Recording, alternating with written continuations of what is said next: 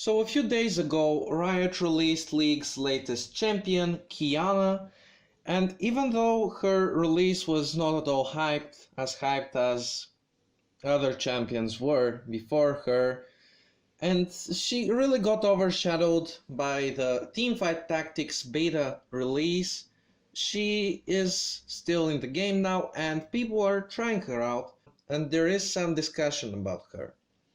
And I want to enter that discussion by mentioning a few things that I have noticed. First, her kit it's well designed. It's an interesting kit. It's not too complicated, but it's not too easy. She certainly has a learning curve, that's for sure. And she's satisfying to play. Like, if you look at the most played champions, all of these are not just either mechanically difficult or something like that. These are champions that genuinely deliver you fun when you're playing them. And Qiyana is, in my opinion, one of those champions. Like, the satisfaction from hitting a wall and stunning enemies on the other end of the wall, entering stealth, doing these combos, it's fun. It's enjoyable, and I suppose that even if you main her for a prolonged period of time, you are not really going to get that bored. It is not this way with champions like Maokai, or maybe even things like Garen, Master Yi. Like, some people do play them a lot and they don't get boring, but for the most part, uh, these other examples are not champions which people would play over and over again and have the most fun they potentially could in League of Legends. Now that we have this out of the way, let's get into the main topic of this video, and it is that the kit and the lore of Qiyana, they are very different, and the only thing that they share is the elementalist part. However, her kit, first, it is an AD kit, so when you think about attack damage elementalist, it shouldn't be something like Luke's elementalist, if you get my point. Like, and that is pretty well expressed in her kit. Instead of just using her elements as magic, she actually manipulates the elements themselves. She makes the walls crash and stun enemies and stuff like that. Yeah, and her kit is well designed to give that impression, but her lore is just sort of a messy story. Not that it's not interesting to look at, but it's just not the best fit for this champion and the people who would be happy to like play her. First, she's way too, like, she has such a high self-esteem, it's a little bit annoying. Like, oh, I'm the princess of something better than all of my 9 sisters. And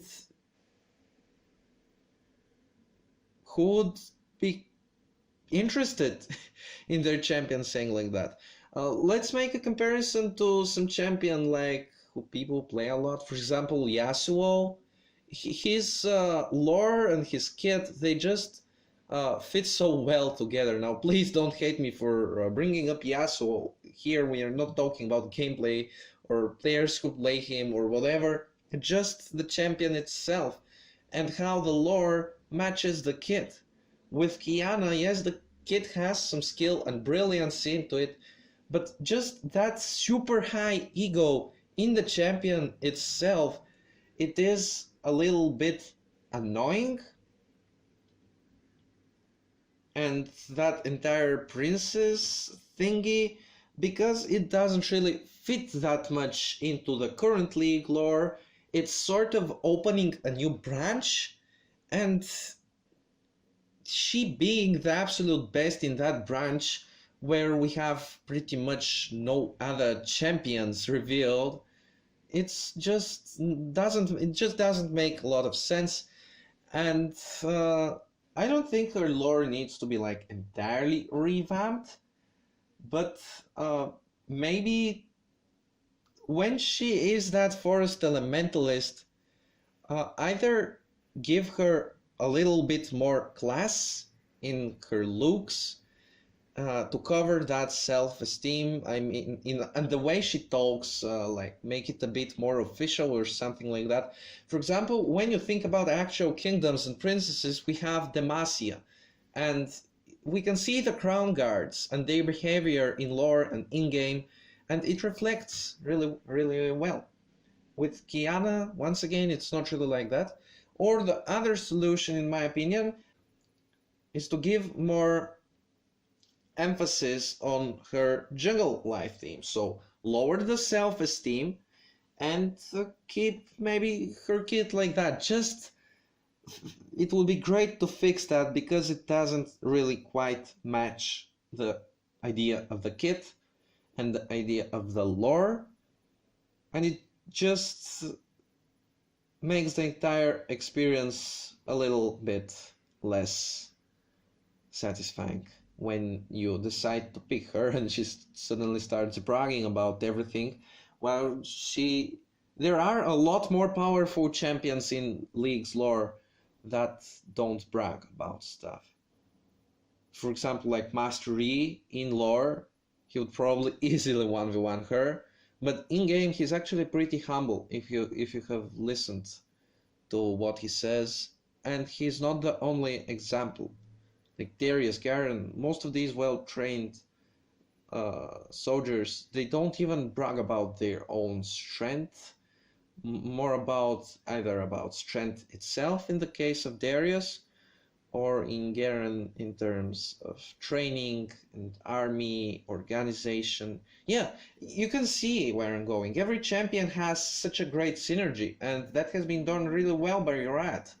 And with Qiyana, for the most part, it is also done well, but the problem is that this small portion of self-esteem, which is over the top, it just sort of ruins the rest of the lore. And yeah, if you agree with me, make sure to leave a like on this video.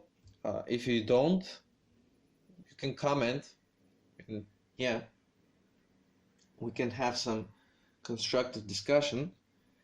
Also, make sure to subscribe for more content like this. Feel free to check out my other videos. I also do tech videos apart from gaming. And that's it for this video. Thanks for watching. Have a nice, wonderful day. Bye bye.